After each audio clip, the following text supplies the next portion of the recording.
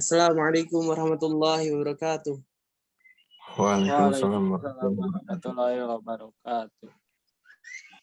Kaifa haluk jami'an? Alhamdulillah bi khair.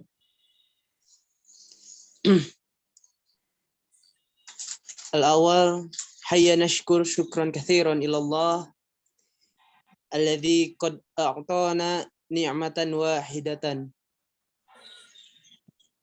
Wala nansa aydan an nursila salaman wa tasliman ila nabiyyina Muhammad sallallahu alaihi wasallam alladzi qad min dhulumati mustaqim wa fi hadhil fursah at-tayyibati uridu an atakallama bil lughati al-arabiyyah tahta al-mawdu' Ramadan fi Indonesia. Kami dari kelompok 4 yang beranggotakan saya Adi Sunarwan, kemudian rekan saya Adi Wildan, Isya Haimansa, dan juga Iqbal Roswa Asipa akan menjelaskan mengenai Ramadan di Indonesia.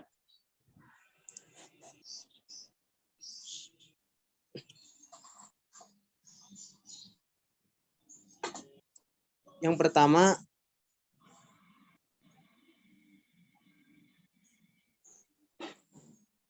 yang akan kami jelaskan yaitu mengenai makanan khas Ramadan di Indonesia.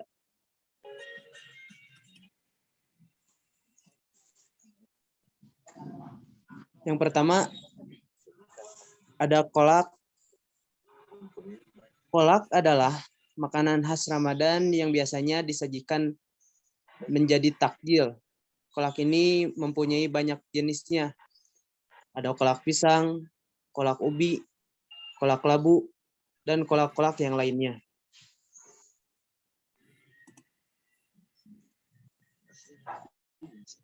Makanan yang kedua yaitu asinan. Asinan ini merupakan salah satu makanan yang suka dimakan saat berbuka puasa. Asinan ini dibuat dari berbagai buah segar dan campuran bumbu rujak.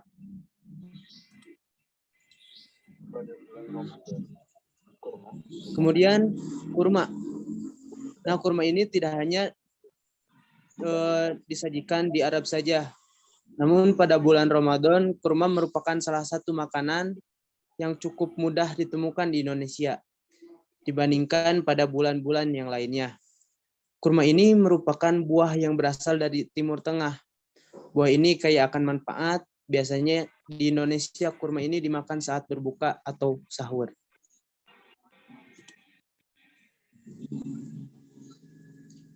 Yang keempat, ketupat. Ketupat merupakan makanan yang berasal dari beras. Kemudian diolah dengan demikian rupa, maka jadilah ketupat. Ketupat ini biasanya dimakan di akhir Ramadan atau Raya Idul Fitri dan biasanya dimakan bersama sayur ataupun opor. Lanjut pada pemateri kedua.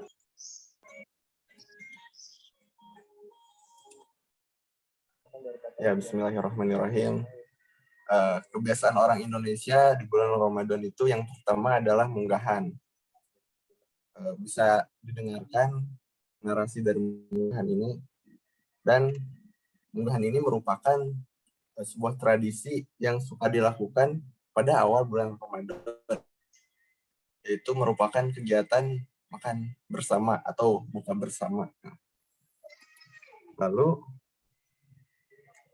orang Indonesia pada bulan Ramadan juga suka membangunkan orang-orang untuk sahur. Bisa dilihat animasinya ya. Nah, yang ketiga ada ngabuburit. Ngabuburit ini berasal dari bahasa Sunda, yakni burit atau sore hari menjelang dengan maghrib. Kegiatan ini itu dikenal sebagai kegiatan yang dilakukan untuk menunggu waktu berbuka puasa. Nah, seperti mencari takjil atau hanya sekedar berjalan-jalan. Secara morfologis, ngabuburit ini berasal dari kata burit yang berarti sore hari, lalu ditambah imbuhan ang menjadi ngabuburit yang artinya menunggu waktu sore atau maghrib. Nah, yang keempat adalah ngupat. Ngupat ini merupakan kegiatan untuk membuat makanan ketupat. Ketupat itu makanan khas Ramadan yang biasanya ada di akhir Ramadan atau pada hari raya Idul Fitri.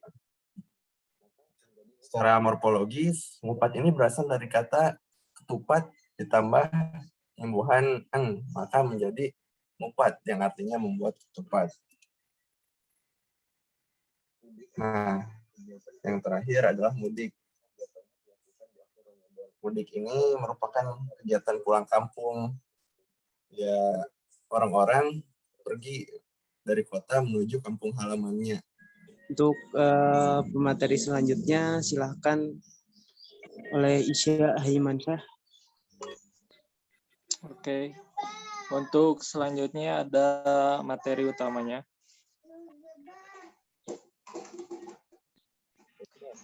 Ya, untuk materi utamanya di sini kami mengambil imbuhan, yaitu imbuhan me. Imbuhan me dalam bahasa Indonesia sama seperti fiil maklum ya, kata kerja aktif dalam bahasa Arab. Dan imbuhan di sama seperti fiil majhul atau kata kerja pasif.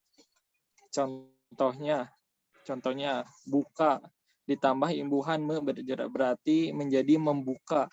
Itu merupakan kata kerja pasif yang bisa merubah makna gitu. Terus kalau kita memakai imbuhan di misalnya menjadi dibuka berarti itu menjadi fiil majhul gitu. Jadi maknanya pasif dibuka. Terus ada buka menjadi pembuka gitu. Nah, karena ada tambahan imbuhan di awal, maka maknanya juga jadi berbeda gitu. Nah, ada catatan juga, tidak semua kata dalam bahasa Indonesia dapat masuk dalam pola itu. Jadi, nggak semua gitu bisa dimasukin imbuhan itu. Terus ada pola perubahannya. Ya, ini contohnya. Dari kata dasar makan, misalnya, kita bisa membuatnya menjadi berbagai kata lagi. Contohnya makan, ditambahan menjadi memakan gitu. Makan itu kan makna asalnya itu ya makan gitu, kata kerja makan. Sedangkan memakan berarti orang yang melakukan makan gitu. Sedangkan dimakan itu adalah kata kerja pasif gitu, berarti dimakan oleh objek gitu. Mungkin udah dijelasin gitu di bab fiil ma'lum dan majhul gitu, hampir sama soalnya. Dan ada contoh-contoh yang lainnya bisa dilihat. Nah, terus kami di sini menampilkan kosakata juga. Nah, di sini ada berbagai kosakata untuk membantu pembelajar bahasa Arab. Ya, bisa dilihat sendiri, ada makan, pisang, ubi, dan ada translate ke Arabnya.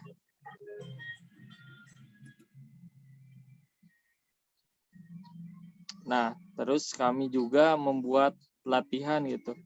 Setelah memberi materi, kita juga ada langsung latihannya. Nah, ini salah satu contohnya misalnya. Di akhir Ramadan orang Indonesia suka, berarti kegiatan membuat itu berarti ya membuat gitu. Kan nggak mungkin dibuat ketupat gitu. Jadi dilakukannya oleh objeknya. Nah, satu lagi, saat mudik banyak orang Indonesia yang suka. Nah, ada dari kosakatanya dulu gitu. Kita harus tahu arti dari kosakatanya baru kita masukin imbuhannya gitu. Kan nggak mungkin kalau banyak orang Indonesia yang suka memakan motor gitu.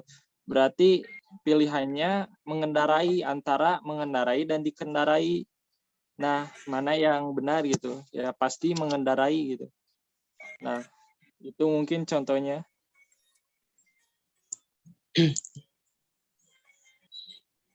Ya, alhamdulillah. Mungkin karena berhubungan salah satu anggota kelompok kita tidak hadir ya. Di sini mungkin buat untuk tentang aplikasi akan dijelaskan oleh Adi. Gimana, Adi?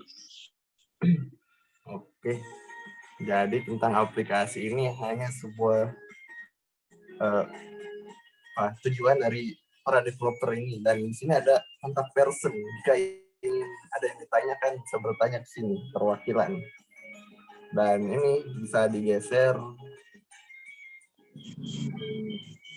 Bukan seberapa suka Anda dengan bahasa Indonesia. Tentu saja saya sangat suka sekali. Saya kembalikan ke Wahadi. Baik, syukran kasiran. Tidak ada lagi yang cukup sekian dari kelompok kami. Mohon maaf apabila banyak kata yang tidak tepat ataupun ada kata yang sedikit menyinggung. Mohon maafkan. Wabillahi taufiq wal hidayah. Wassalamualaikum warahmatullahi wabarakatuh.